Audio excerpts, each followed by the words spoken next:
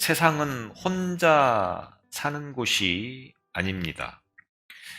주일날도 말씀드렸듯이 아담이 홀로 사는 것을 좋지 않게 여기셔서 함께 동거할 수 있도록 하와를 만들어 주셨고, 이후로 세상은 혼자 살아가는 곳이 아니라 어울려 함께 살아가는 곳이 되어집니다. 나 혼자 살면 나를 알 수가 없습니다. 내가 어떤 존재인지를 모른다고 하는 거죠. 그렇기 때문에 함께 어울려 살아갈 때에 비로소 내가 어떤 존재인지를 알 수 있게 되어지는 것입니다. 이 교회를 세우심도 사실은 우리 믿음이 하나님과 나와의 1대1의 관계 아니겠습니까? 내가 가지고 있는 믿음, 또 하나님께서 나에게 기대하시고 요구하시는 것. 그래서 나와 하나님과 1대1의 관계이지만 이 믿음을 지키는 일에 있어서는 교회라고 하는 공동체를 통하여서 우리가 믿음으로 살아가는 그러한 삶을 보여주어야 된다고 하는 거죠. 그래서 함께 어울려 살아가는 그러한 교회 공동체를 세워주시고 있습니다. 이렇게 공동체 삶을 살아가는 일에 있어서 우리가 어떻게 그 공동체화를 해야 하는가라고 하는 것은 굳이 더 이상 구체적이고 자세하게 말씀을 드리지 않아도 잘 알 수 있는 내용이라고 하는 거죠. 자기에게 주어진 역량 안에서 그 일에 최선을 다해서 공동체를 세워가는 것이 우리의 믿음의 중요한 문제라고 하는 것입니다. 내가 감당해야 되는 것이 큰 일이든 적은 일이든 그 크고 작음의 문제가 아니라 얼마만큼 나에게 맡겨진 일에 힘써 최선을 다하여서 그 역할을 다하느냐. 그리고 그 역할을 통해서 결국은 한 공동체가 제대로 굴러가는 그런 공동체가 되어진다고 하는 것입니다. 이제 21절로 26절을 통해서 바울이 하나님의 약속에 근거하여서 천사가 바울에게 직접 와서 말씀하신 그 내용에 의해서 광풍을 만나서 지금 배가 이리저리 흔들리면서 나아가고 있지만, 그러나 적어도 사람의 생명은 모두가 다 구할 수 있을 것이다 라고 하는 그 말씀을 예언했던 내용들을 볼 수 있었습니다. 이제 27절로 44절을 통해서 비록 배는 다 파손되어지겠지만, 그러나 배에 타고 있던 모든 사람들이 무사히 상륙하게 되어지는 장면을 기록해 놓고 있습니다. 바울이 전도 여행을 하는 과정이나 예수님을 만나는 그 순간부터 로마에서 순교를 당하는 그 순간까지의 역사 속에서 얼마나 많은 감동적인 사건들이 있었습니까? 그럼에도 불구하고 누가는 이 로마로 가는 항해의 과정을 매우 구체적이고 자세하게 기록한 것을 보게 되어집니다. 그 이유가 무엇일까? 1차적으로는 바울을 이방인의 사도로 택하신 하나님께서 그 사명을 다할 때까지 하나님은 바울을 지켜주시고 있다고 하는 것을 부각시키고자 하는 것입니다. 하나님께서 부르신 사명자는 그 사명을 다할 때까지 어떠한 상황에서도 하나님이 지켜주시고 보호해 주셔서 그 사명을 다할 수 있도록 하시는 것을 이 바울의 항해 여정을 통하여서 보여주고 있는 것입니다. 또 하나는 비록 죄수의 신분이었음에도 불구하고 표류하고 있는 배에 실제적인 지휘관이 되어서 위기를 극복해 나가는 이 바울의 모습을 상세하게 기록함으로 인하여서 그리스도인들이 표류하고 있는 지금 이 시대 속에서 세상에 가져다주는 평안과 소망이 분명히 있어야 된다고 하는 것을 보여주는 말씀이라고 볼 수가 있겠습니다. 세상 사람들은 흔들린다 할지라도 적어도 예수 그리스도를 믿는 믿음의 사람들은 그 표류하는 항해 속에서 흔들리지 않는 믿음을 가지고 있어야 된다라고 하는 것입니다. 무엇을 의미하는 것입니까? 세상 사람들은 눈에 보여지는 것을 전부로 알면서 그것 때문에 흔들리는 그런 삶을 살아갈 때가 참 많이 있습니다. 그런데 믿는 예수 그리스도를 믿는 믿음의 사람들조차도 그 세상 사람들과 다르지 않은 그런 모습으로 살아가는 경우들이 참 많다라고 하는 겁니다. 참된 그리스도인은 그러면 안 된다고 하는 거죠. 상황이 어떻든 환경이 어떻든 한결같이 표대이신 주님만 바라보는 그 믿음으로 살아감을 통하여서 그 속에서 평안을 가져다주고 소망을 가져다주는 그런 역할을 해야 한다고 하는 것을 우리가 바울을 통해서 배울 수 있어야 된다고 하는 것입니다. 당시 사람들은 바다를 신들이 범죄한 사람들을 벌주는 그러한 곳이라고 여겼었습니다. 바다에 나갔는데 바다에서 뭔가 잘못되는 경우에는 신이 노하여서 그들을 벌주기 위해서 그런 상황들이 연출되는 것이다. 이렇게 여겼다라고 하는 겁니다. 그래서 바닷가의 사람들이 그 미신을 믿는 경우들이 참 많죠. 바닷가 사람들을 전도하기가 참 어려웠다고 하는 거죠. 요즘에는 많이 바뀌었지만 이 미신적인 사상이 강한 그런 시대 속에서는 이 바다에 나가는 사람들은 항상 구슬하고 이런 바다에 제물을 드리고 그런 방식을 통하여서 신들이 노하지 않도록 달래려고 하는 그런 행동을 많이 보이게 되어지는 것을 보게 되어집니다. 그래서 오디세이라고 하는 작품을 통해서도 보면 신을 적대한 사람들이 그에 대한 벌로 배가 파산하여서 바다에 빠져 죽는 것을 표현하는 그런 말들을 보게 되어지죠. 따라서 이런 사상을 가진 사람들에게 있어서 지금 미결수의 신분으로 재판을 받으러 가는 바울, 그 바울이 타고 있는 배 안에 모든 사람들, 이들을 통하여서 지금 바울이 하나님께서 내 생명과 여러분의 생명을 꼭 지켜주신다고 약속하셨다. 그리고 그 모든 과정들을 결국 실제적으로 보여줌을 통하여서 그 사람들은 바울은 죄가 없는 사람이구나 라고 인정을 하게 만들었다고 하는 것입니다. 그러니까 당시에 모든 사람들은 배가 지금 이 유라굴로를 만나서 계속 표류하고 있는 그런 가운데 큰 위기를 만나서 생명을 잃기도 하고 배를 잃어버리기도 하고 이 모든 것들은 바다의 신이 노해서 지금 그들을 벌을 주는 것이다. 이렇게 여기던 시대에 죄수의 신분을 가지고 배를 타고 가고 있는 이 바울이 목숨을 건질 수 있고 바울 때문에 다른 사람들의 목숨을 건질 수 있다고 하는 것은 무엇을 의미하느냐? 바울은 죄가 없다. 이렇게 사람들로 하여금 이제 반증을 할 수 있는 그런 상황이 되어졌다고 하는 것을 우리가 이 말씀을 통해서 보게 되어진다고 하는 것입니다. 이제 열 나흘째 되는 날 밤에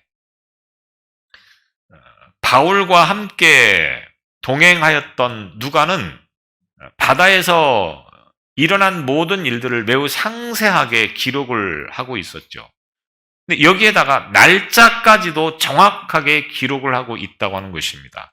열 나흘째 되는 날 밤. 그러니까 배가 미항이라고 하는 곳에서부터 출발을 해서 유라굴로를 만나고 그리고 지금 14일째가 되었다 이 말입니다. 미항을 출발한 이후로부터 14일째 배가 표류를 하고 있었다 이 말입니다.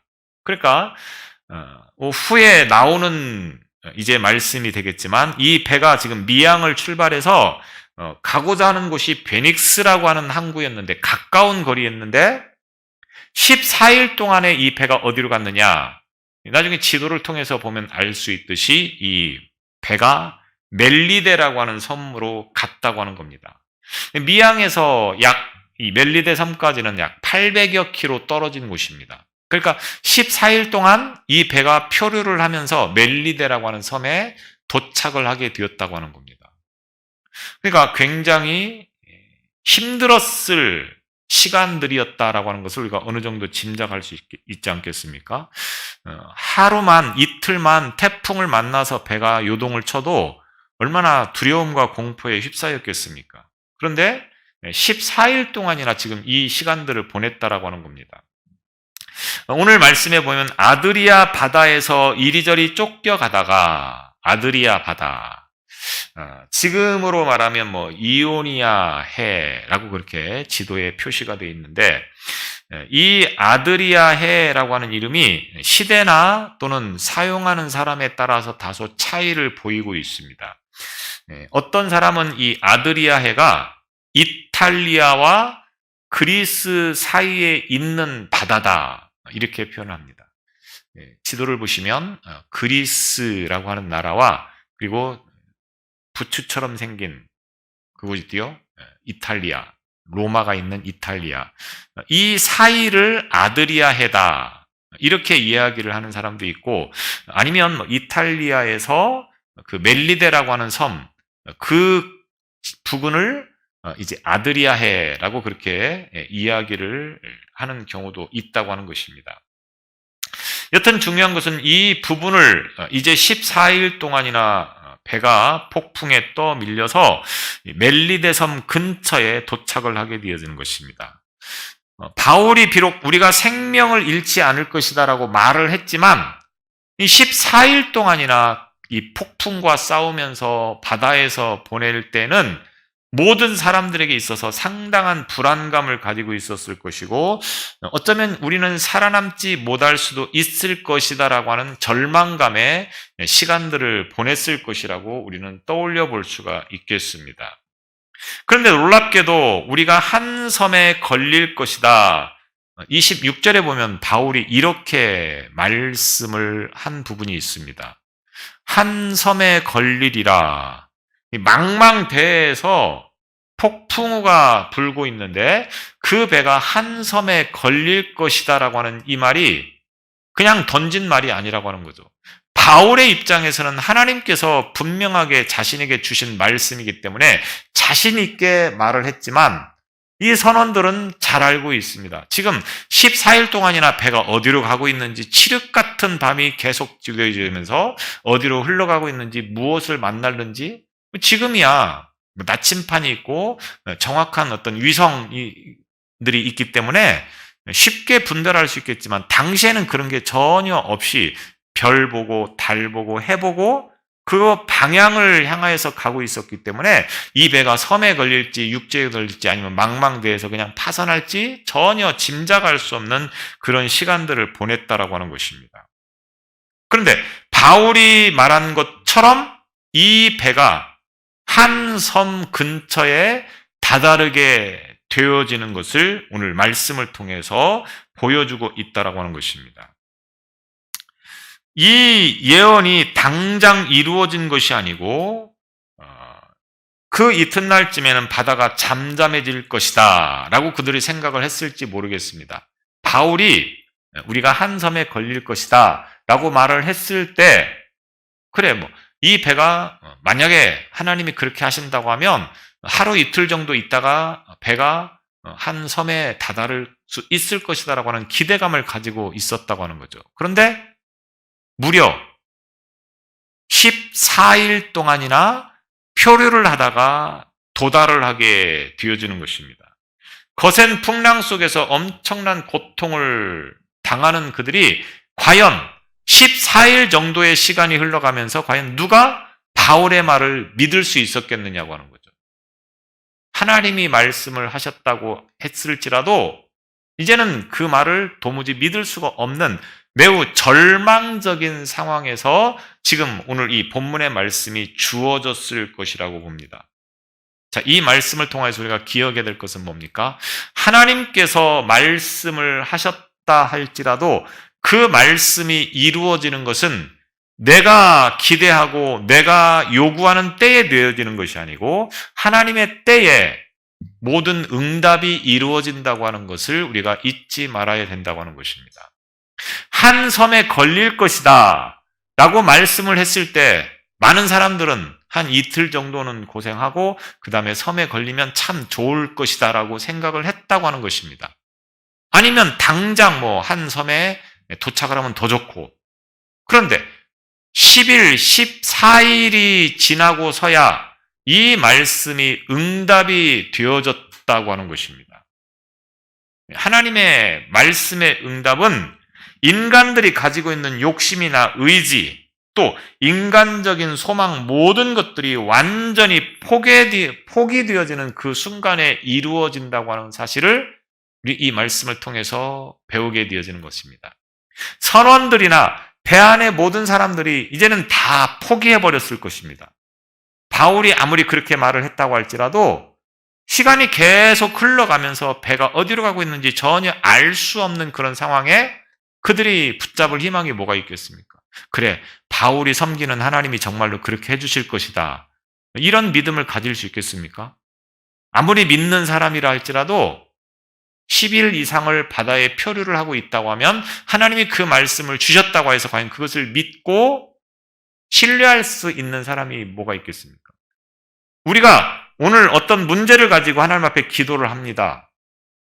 그런데 내가 볼 때는 이 기도가 일주일 안에 해결이 되어야 된다고 하는 마음을 가지고 기도를 하고 있다고 하는 겁니다. 그런데 일주일이 지나고 한 달이 지나도 거기에 대한 응답이 전혀 보이지 않을 때 어떻습니까? 어쩌면 포기를 해버릴지도 모른다고 하는 겁니다. 내 기도는 하나님이 듣지 않으시는 모양이구나. 이렇게 생각을 할 수 있다고 하는 거죠. 그런데 하나님은 반드시 우리 기도를 응답하십니다. 언제? 내 때가 아니라, 내 시간이 아니라 하나님의 시간, 하나님의 때에 응답하신다고 하는 것입니다. 왜? 그래야만이 내가 가지고 있는 모든 것들을 다 포기하기 때문에 그렇습니다. 무슨 말이냐? 예를 들면 하나님께서 미디안이 이 이스라엘을 침입했을 때 기드온이라고 하는 사사를 세워서 이 미디안을 대적하게 합니다. 미디안에 13만 5천 명이 이 이스라엘을 침입하죠. 그때 사사시대였기 때문에 군인들이 무장을 한 채 대기하고 있는 것이 아니고 농사를 짓다가 전쟁이 나면 군사들을 모집합니다. 그때 모인 인원이 몇 명입니까? 13,000명이라고 하는 겁니다. 그때 하나님이 13만 5천 명을 13,000명이 대적한다고 하는 것은 사실상 지겠다고 하는 것과 다를 바가 없다고 하는 겁니다. 왜? 지금처럼 무기가 강력해서 일당백이 되는 시대가 아니었고 1대1로 싸우는 그러한 시대였기 때문에 많으면 많을수록 전쟁이 그만큼 유리할 수밖에 없다고 하는 거죠. 그때 하나님께서 이 기드온에게 뭐라고 말합니까? 이들을 데리고 가서 너무 많다, 줄여라. 그렇게 해서 뽑힌 인원이 몇 명입니까? 300명입니다.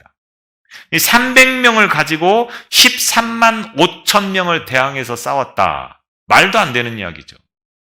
왜 그렇게 했습니까? 만약 이 13,000명이 모였을 때 이 13,000명으로 13만 5천 명을 대적했을 때는 그들이 어떤 생각을 하느냐? 우리가 능력이 있구나. 우리가 일당백을 하는구나. 이렇게 생각을 할 수 있다고 하는 겁니다. 그런데 다 추려서 300명만을 데리고 그들을 대적할 때 그들은 무슨 생각을 했겠습니까? 하나님이 하셨구나. 우리가 한 것이 아니고 하나님이 하셨구나. 이렇게 고백할 수밖에 없는 상황으로 만들었다고 하는 겁니다. 여리고성을 정복하는 것도 마찬가지입니다. 하나님은 이와 같이 모든 일에 있어서 하나님께서 성취하시는 그 배경에는 내가 뭔가를 할 수 있다고 하는 생각을 가지고 있는 순간에 일이 완성되는 것이 아니고 나는 아무것도 할 수 없다라고 고백할 때, 그래서 하나님 앞에 모든 것을 맡기지 않으면 안 된다고 하는 그 상황에서 하나님은 기도를 응답해 주신다고 하는 것입니다. 무슨 말입니까? 빨리 나를 포기하고 내려놓는 것이 은혜라고 하는 거죠. 내가 해보려고 몸부림을 치고 치면 칠수록 더 깊은 수렁으로 빠지는 길밖에 되지 않습니다. 어떤 문제가 생기면 그 문제를 놓고 내가 뭔가를 해보겠다라고 하는 생각을 하는 것이 아니고 나는 아무것도 할 수 없다고 하는 고백을 빨리 손들고 해야 된다고 하는 겁니다. 그때 하나님이 그 기도를, 그 문제를 해결해 주신다고 하는 것입니다. 우리의 기도는 반드시 응답이 이루어집니다. 언제? 하나님이 원하시는 그때에, 하나님이 계획하시는 그때에 기도가 응답되어진다고 하는 겁니다. 그렇기 때문에 우리는 포기하지 말고 계속 기도를 해야 되는 것입니다. 중언부언한다고 하는 것은 반복하는 기도를 말하는 것이 아니죠. 내가 뭔 말을 하는지도 모르고 기도하는 것을 중언부언한다고 하는 거지, 반복하는 기도는 우리에게 꼭 필요한 겁니다. 평생 기도를 반복해야 하는 그 기도들도 우리는 분명히 있다고 하는 겁니다. 그 기도가 문제가 있는 기도가 아니고 잘못된 기도가 아니라고 하는 거죠. 그래서 기도를 어떻게 하라고 성경은 가르치고 있습니까? 데살로니가전서 5장 17절에 보면 쉬지 말고 기도하라. 또 골로새서 4장 2절에 보면 기도를 항상 힘쓰고 기도에 감사함으로 깨어 있으라. 항상 기도하라고 하는 것입니다. 또 에베소서 6장 18절에 보면 모든 기도와 간구로 하되 항상, 예전 성경에서는 무시로라고 하는 말은 뭐냐면 시도 때도 없이 계속 기도하라고 하는 겁니다. 기도는 항상 쉬지 말고 무시로 시도 때도 없이 계속 기도를 해야 된다고 하는 겁니다. 언제까지? 죽을 때까지죠. 우리 문제는 죽을 때까지 계속 일어나기 때문에 결국 기도는 죽을 때까지 해야 된다고 하는 것을 말하는 것입니다. 그렇기 때문에 이 기도가 14일 만에 응답되었다라고 하는 것은 이들에게 있어서는 굉장히 지루했을지 모르겠지만 굉장히 빠른 시간의 응답이죠. 14일 정도면 2주 아니겠습니까? 2주 만에 기도가 응답된 겁니다. 물론 그 2주가 우리가 세상을 살아가면서 살아가는 2주와는 그 의미가 굉장히 다르겠지만 여튼 아드리아 바다에서 이리저리 쫓겨가다가 어느 한 섬 부근에 다다랐을 때는 인간의 기술, 인간의 경험, 이 모든 것들이 동원되어진 것은 아무것도 없는, 단지 하나님께서 인도해 주시지 않으면 안 되는 그런 상황 속에서 응답이 이루어졌다고 하는 것을 우리가 볼 수 있는 것입니다. 육지에 가까워지는 줄을 알고 물을 재어보니 사공들이 어느 정도 짐작을 했던 것 같습니다. 이제 이쯤 되면 어떤 섬이든 육지든 뭔가가 있을 것 같다. 이렇게 짐작을 하고 물을 재었다고 하는 겁니다. 물을 재어보니 이 말은 바다 아래로 납을 던지다 또는 납덩이를 던져 수심을 재다 이런 뜻을 가지고 있습니다.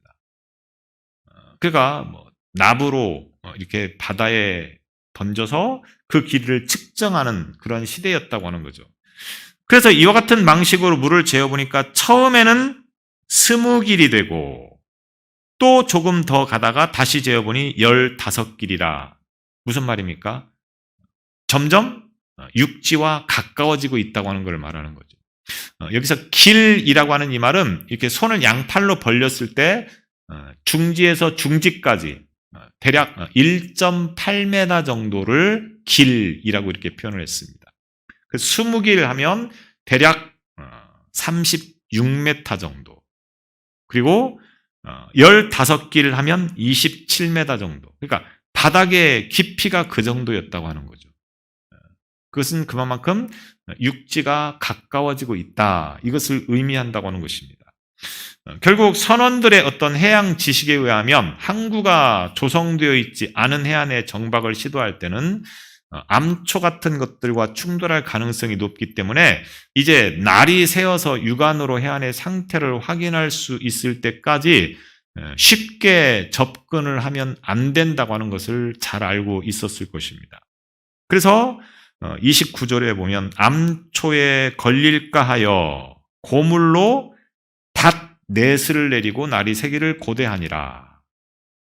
육지가 가까웠다고 그냥 배를 갖다 들이미는 것이 아니고 그 바닷속의 상황을 잘 모르기 때문에 요즘에는 카메라로 그 바닷속을 잘 이렇게 보면서 다니고 있는데 이때 당시에는 그런 게 없었으니까 이제 선원들은 잘 알고 있죠. 배를 어떻게 내야 되는가. 그러기 위해서는 육안으로 확인이 가능할 때 해야 된다고 하는 거죠. 그렇기 때문에 여기서 폭풍우가 다시 불어서 이 배가 더 먼 바다로 나가지 않도록 정박을 시킬 필요는 있다고 하는 겁니다. 그래서 고물에 닷을 내리게 되어졌다고 하는 것입니다. 고물이라고 하는 말은 마가복음 4장 38절에 보면 예수께서는 고물에서 베개를 베시고 주무시더니 이때 고물이라고 하는 이 단어를 쓴 것을 봅니다. 이 고물이라고 하는 것은 배 뒷꼬리 부분, 배 뒷꼬리 부분을 고물이라고 하였고 이물이라고 하는 말은 배의 앞머리 부분을 말하는 것입니다. 본래 닷은 이물, 그러니까 배의 앞머리에서 내리는 것이 정석인데 지금 이 선원들은 어디에서? 고물, 배 뒷부분에서 이제 닷을 내렸다라고 하는 것입니다. 그들이 몰라서 그런 것이 아니죠. 왜 고물에서 닷을 내렸습니까? 지금 당시 상황이 고물에서 닷을 내려야 될 수밖에 없는 상황이었다라고 하는 겁니다. 계속해서 폭풍이 부는 바람이 불어대는 상황에서 지금 뱃머리가 해변을 향하고 있고 그 다음에 선미 부분, 배 뒷부분이 폭풍이 치는 바다를 향하여 있는데 이런 상황에서 만약에 앞에서 닷을 내리게 되어지면 이 배 뒷부분이 어디로 튈지를 모르게 되어진다고 하는 거죠. 자칫하면 암초나 이런 것들에 걸려서 위기를 만날 수도 있기 때문에 배 뒷부분을 고정을 시켜서 흔들리지 않도록 이제 이렇게 대처를 하고 있다고 하는 겁니다. 그리고 고대하니라 날이 새기를 고대하니라. 이 고대하니라 이 말은 하나님께 기도한다. 신께 기도한다 이런 뜻을 가지고 있습니다. 또는 바라다, 원하다라고 하는 그런 바람의 의미가 있는 동사로 쓰여지기도 합니다. 주로 이 단어는 신을 불러내는 것을 묘사할 때 사용이 되어진 단어가 되겠습니다. 알렉산드리아에 바울과 같은 유대 그리스도인만 타고 있던 것이 아니라 여러 사람들, 헬라 사람도 있을 것이고 또 이방인들도 있을 것이고 여러 사람들이 있을 터인데 날이 조금이라도 더 빨리 새기를 각자 자신들의 신께 기도했다. 이런 의미가 담겨져 있는 말씀이 되겠습니다. 이 과정들을 통해서 사공들은 지금 하나님께서 배가 파손이 되어질지는 모르겠지만 사람들은 절대로 해를 입지 않을 것이다 라고 하였던 이 바울의 말을 다시금 떠올렸을 것입니다. 그렇다 할지라도 자신들이 해야 할 것에 대해서는 최선을 다해서 하는 것이 또한 바람직한 태도라고 볼 수가 있겠습니다. 무슨 말입니까? 우리가 세상을 이겨나가기 위해서 기도만 하고 기다리고 있는 것은 옳지 못한 거죠. 말씀을 믿고 순종하는 것과 우리들이 가지고 있는 기술이나 지식 같은 것을 최선을 다해서 사용해야 되는 것이 우리에게 필요하다고 하는 겁니다. 한마디로 열심히 노력해야 된다. 그런 의미가 담겨져 있는 것입니다. 우리가 믿음으로 살면서 하나님의 뜻대로 움직여지는 세상을 살아간다고 하여서 내가 해야 할 일을 안 하고 가만히 있는 것은 도리가 아니라고 하는 겁니다. 하나님이 사람을 부를 때에 놀고 먹는 사람을 부르신 적이 한 번도 없습니다. 다 자신에게 주어진 일에 최선을 다하는 사람들을 부르셨다고 하는 거죠. 그 일이 무슨 일이냐, 어떤 일이냐는 중요하지 않습니다. 예를 들면 하나님을 대적하는 일에 최선을 다했던 사울이 부름을 받았던 것을 우리는 볼 수 있습니다. 하나님을 대적. 물론 자신은 하나님을 대적하는 것이 아니라고, 하나님을 위한 일이라고 하였지만 여튼 예수 그리스도를 핍박하는 것은 하나님을 대적하는 것이었으니까 하나님을 대적하는 일에 누구보다도 열성적이었던 사울을 하나님이 부르셨다고 하는 겁니다. 이와 같이 하나님은 자기 일에 최선을 다하는 사람들을 반드시 부르신다고 하는 겁니다. 학생들이 해야 할 것은 뭡니까? 공부죠. 학생들은 공부를 게을리해서는 안 된다고 하는 겁니다. 그런데 공부는 안 하고 기도하고 교회 와서 열심히 봉사하고 헌신했다. 그러면 좋은 성적이 나옵니까? 저도 학교 다닐 때 나름대로 열심히 했습니다. 근데 성적은 시원찮았습니다. 왜? 공부를 안 했으니까. 공부를 해야 성적이 잘 나오는 게 마땅하죠. 예를 들어서 공부를 하나도 안 하고 기도만 열심히 하고 봉사만 열심히 했다고 해서 좋은 성적을 받는 거는 그거는 하나님이 부정청탁에 가까운 거죠. 물론 경우에 따라서는 그렇지 않은 상황들도 있을 수는 있겠지만 그것은 극히 희박한 문제이고 공부를 하는 사람이 좋은 성적을 거두는 것이 당연하다고 하는 겁니다. 비단 모든 예수 믿는 사람들이 자기가 해야 될 일을 팽개쳐두고 기도하고 늘 봉사하고 하는 것만이 능사가 아니라고 하는 겁니다. 직장에 가서 돈을 벌어야 될 사람들은 직장에 가야죠. 직장 때려치고 교회 와서 하루 종일 기도하고 있다고 해서 될 문제가 아니라고 하는 겁니다. 하나님은 그거를 기뻐하시지 않습니다. 때로는 내가 해야 할 일에 대해서 열심히 하는 것, 하나님은 이것을 필요로 하고 요구하고 있다고 하는 겁니다.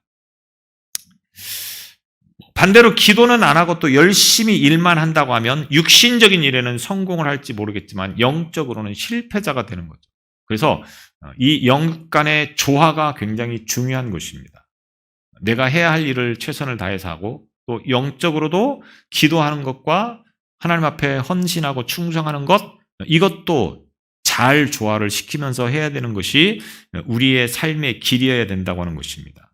그래서 이 땅을 사는 우리는 영적으로 육적으로 성공하는 삶이 되기 위해서 부지런해야 됩니다. 예수 믿는 사람은 믿지 않는 사람보다 부지런해야 됩니다. 왜?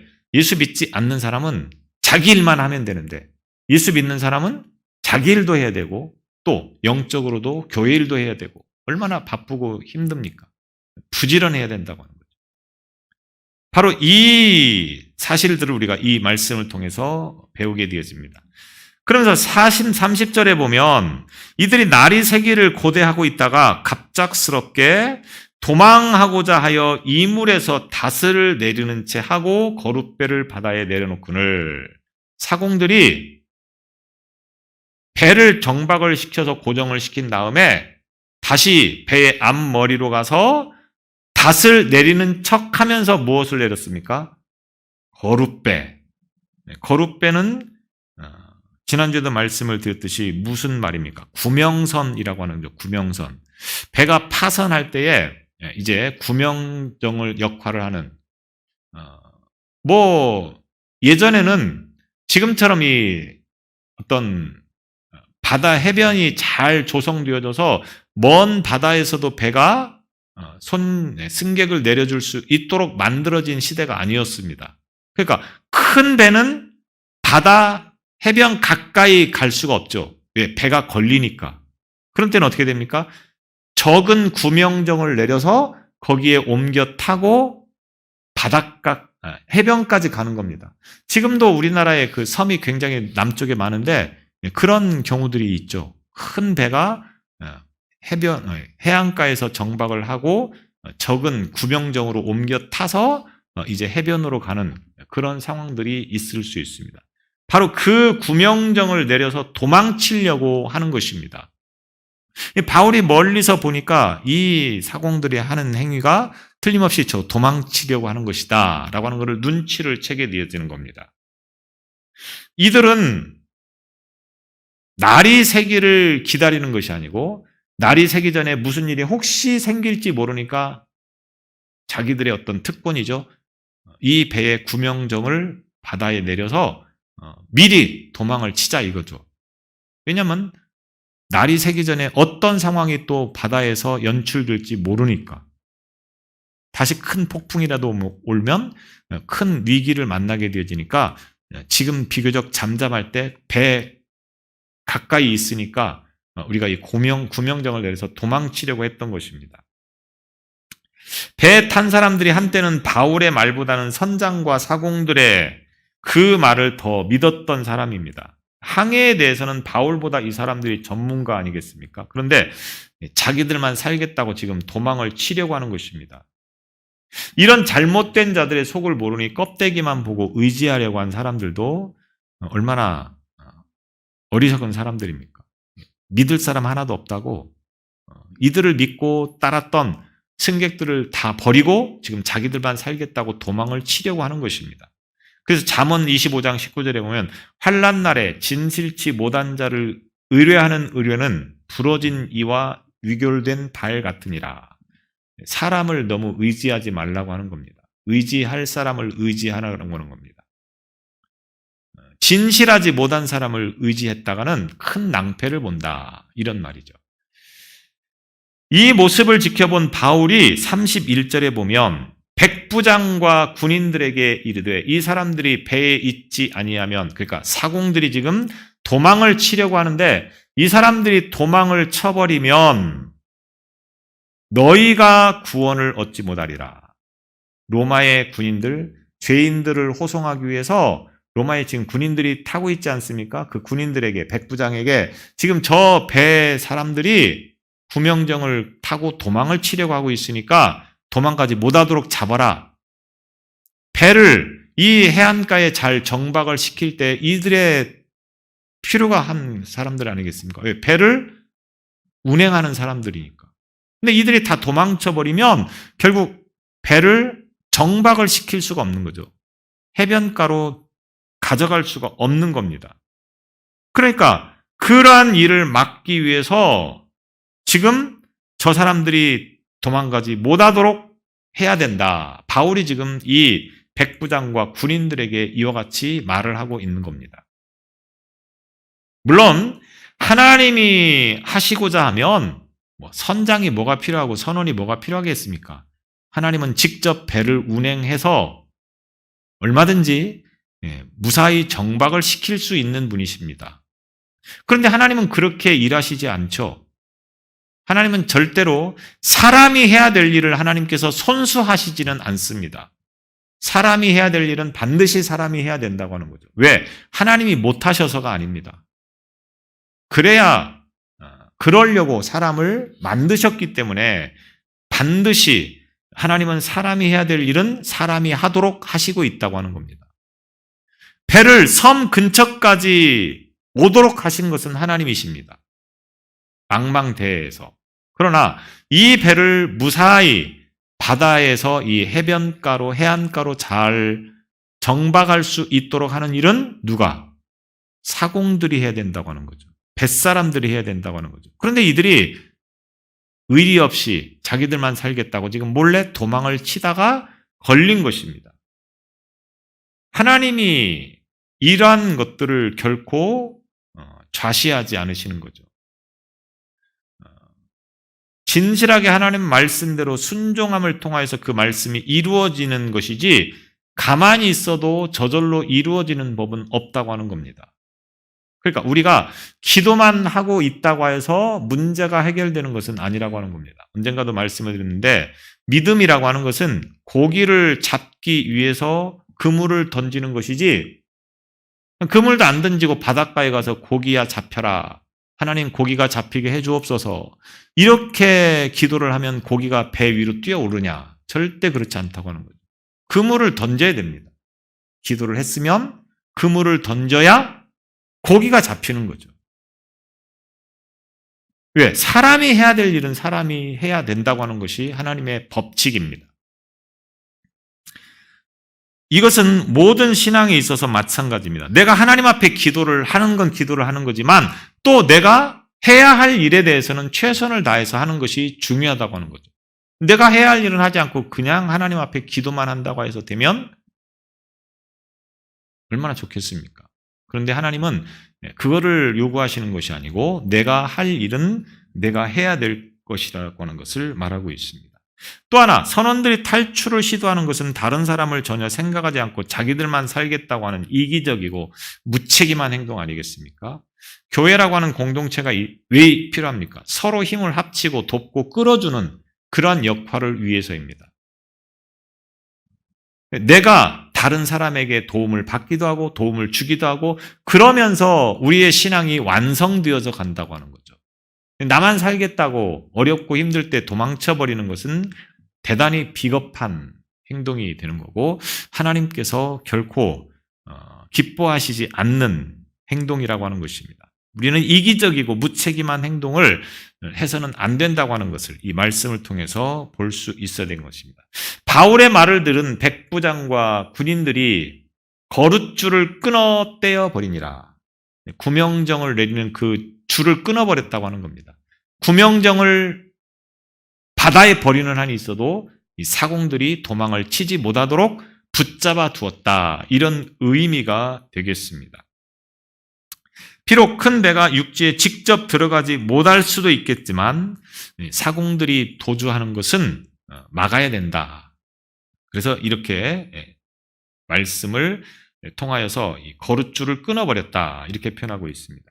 우리의 신앙은 함께하는 신앙입니다. 서로에게 도움을 주고 또 때로는 도움을 받고 우리가 나 힘들다고 도망쳐버리는 것은 공동체가 힘들다고 도망쳐버리는 것은 바람직하지 않다고 하는 것입니다. 하나님이 나를 여기에 세우셔서 내가 무언가를 할 수 있도록 하신 것은 반드시 하나님의 뜻이 계시다고 하는 거죠. 그 뜻을 우리가 함께 잘 이루어 감당할 때에 이 교회라고 하는 운영 공동체가 하나님 앞에서 바르게 쓰임받는다고 하는 것을 기억하는 저와 여러분의 신앙이 되시기를 바랍니다. 기도하겠습니다. 하나님의 때에 모든 것을 이루시는 그 약속의 말씀을 붙잡고 우리가 살아가게 하여 주시되 내가 또 해야 할 일에 대해서 최선을 다하는 믿음의 태도를 가지게 하여 주시고 하나님께서 기뻐하시고 원하시는 그 일들을 충성스럽게 감당하는 신앙 되기에 부족함이 없도록 인도하여 주옵소서. 예수님 이름으로 기도드리옵나이다.